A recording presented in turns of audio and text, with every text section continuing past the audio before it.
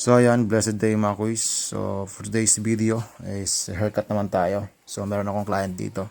Naka long hair to. So gusto niya magpakalbo. So nasuggest ako sa kanya na buzz cut na lang.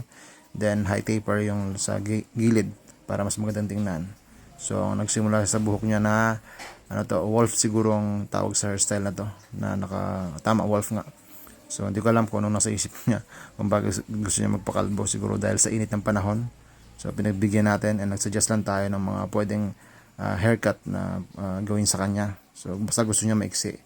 And then yan, nag-taper na ako dyan. So after kong 5 nga pala yung ginamit ko sa taas. Yan, nag-taper ako sa gilid.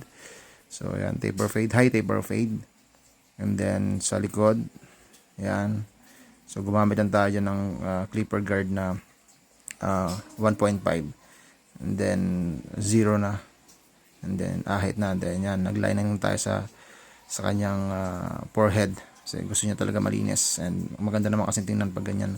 May lining tayo sa forehead pag buzz cut. And naka-taper yung gilid. Napaka poging tingnan. Pang basketball player. Yan. So, pogi rin yung ating client. Kaya tama-tama sa kanya. Kaya kung gusto niyo magpa-pogi ngayong summer, punta na kayo dito sa Kuya Mel's Barbershop. Para katulad niya kayo. Puging-pugi sa haircut. So, yun lang. Maraming salamat and God bless. Bye-bye.